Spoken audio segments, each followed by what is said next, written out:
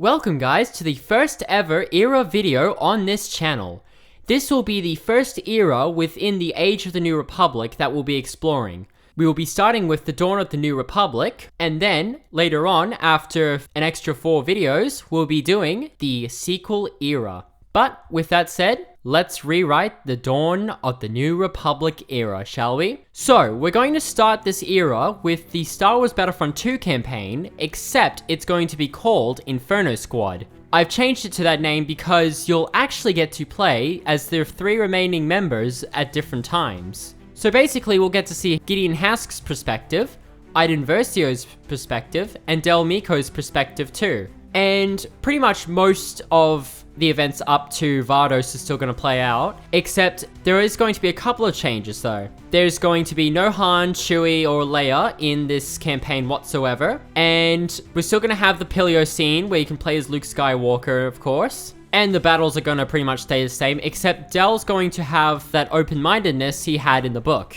So then, by the end of the story, there's going to be an explosion of a shuttle above the planet of Pilio. And Iden and Hask will eventually hear of this and will just be devastated by it. But one thing that's going to be brought back into the game is Iden's speech about how hope cannot save the rebellion and stuff. Because Iden and Hask are going to be loyal to the Empire throughout the entire game. And then they're going to keep doing missions and stuff, but they won't actually get to see what the after effects are of Operation Cinder. So they'll assume everything's fine. And then we'll end the game with a New Republic MC-80 Liberty type cruiser, where we see that same scene with Lando and Shriv, and when the door opens, it'll be revealed that Del Meeko had actually survived, and we'll get a little short flashback scene explaining that Del had taken a second shuttle because there were 2 shuttles that had arrived at Pilio, and he used one to destroy the other to make it look like he had been killed. And then we'll see how Del put out a distress signal for anyone who was willing to hear him, mainly on the Rebel Alliance frequency,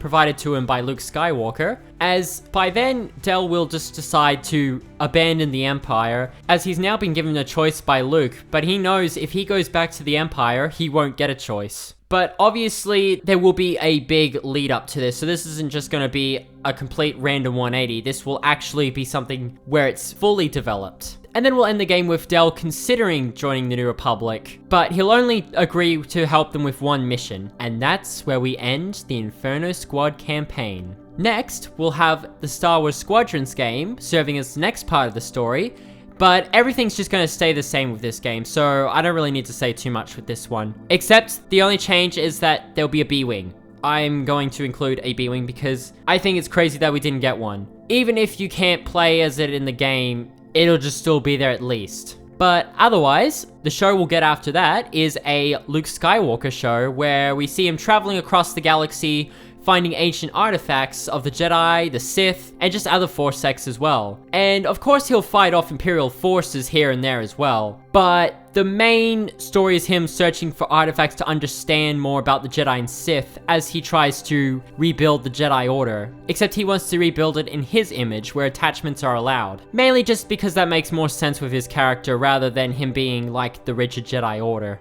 And then, we're going to have a little special surprise as we're going to get a Rogue Squadron movie. In my movie, we're going to have 2 of the Rogue Squadron's craziest missions in Star Wars, which will involve Thyfera and Coruscant. And basically, what's going to happen is they need to liberate Thyfera, as we're going to establish that that's where most of the galaxy's supply of Bacta is held. And basically what we're going to do is establish that there is obviously the civil war on Coruscant going on, as mentioned in the canon books. But what we're going to do is have that during the Coruscant civil war, the Rogue Squadron needs to go and secure the Bacta. But they need to establish a fleet to help them get the Bacta from Thyfera, as it's being guarded by a super star destroyer by the name of Lusankia. And basically what we're going to do is adapt the EU story. However, the only thing that's going to change is a lot of the smuggler ships will actually be smugglers from the famous pirate queen, Maz Kanata. And she'll be the most crucial with providing most of the necessary routes to get to Thyfera.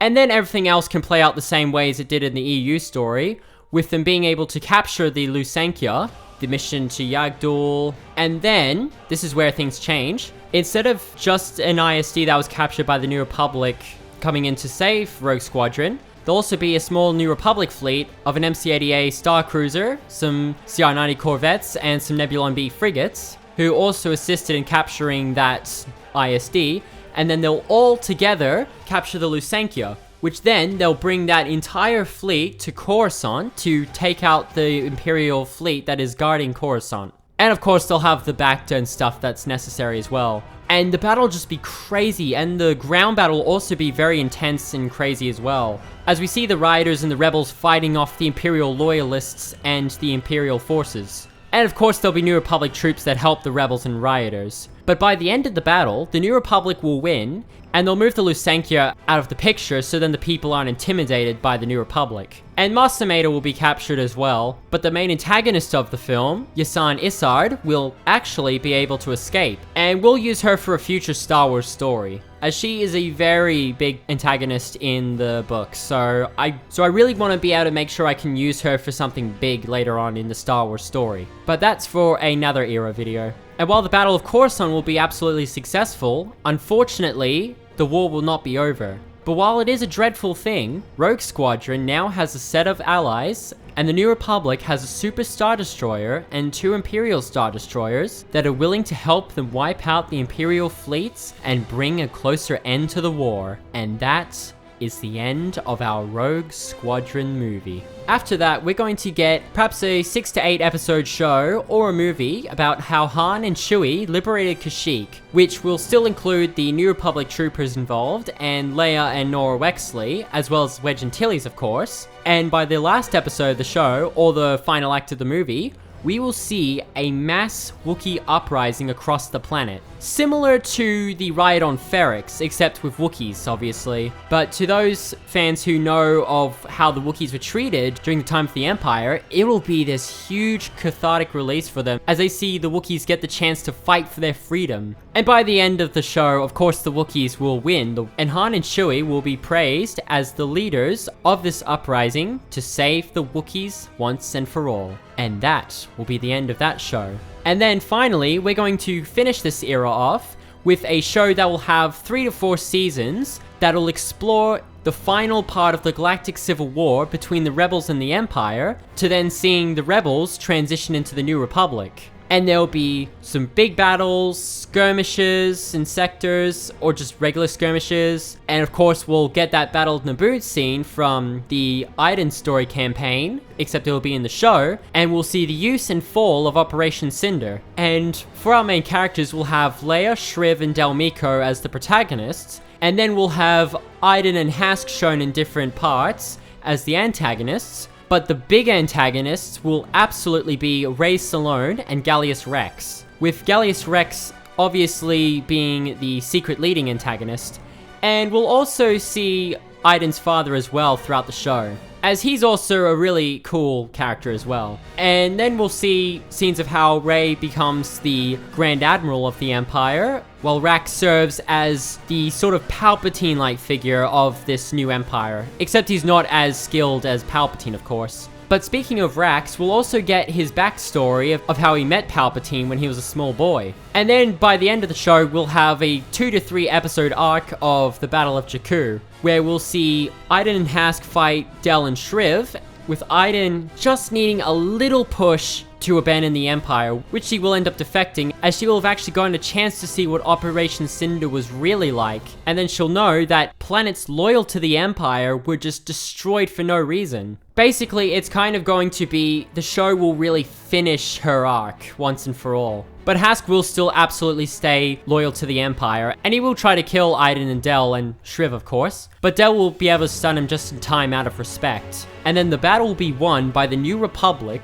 and it will mark the official end of the Galactic Civil War, where we'll see the Galactic Coordinates Treaty be signed, and then we'll see Del and Iden together, showing signs of a potential relationship in the future. And the Imperial Remnants will become Remnants, Gallius Rex will be killed by Rey Salone, and we'll end the Dawn of the New Republic era and this show with a post-credit scene of a big Imperial fleet that had fled the Battle of Jakku. And we'll see an Imperial officer talking to Grand Admiral Rey Salone, asking her if they know where they are headed to in the unknown regions, which she'll respond with, "I was given coordinates by Gallius Rax." It seems the Emperor had been exploring the unknown regions, as we have been provided multiple locations to set up camp. The Empire has fallen, but a better version of it will rise, and I will be the one to lead this new empire into victory. And we will rule the galaxy once again. And we officially end the show and the era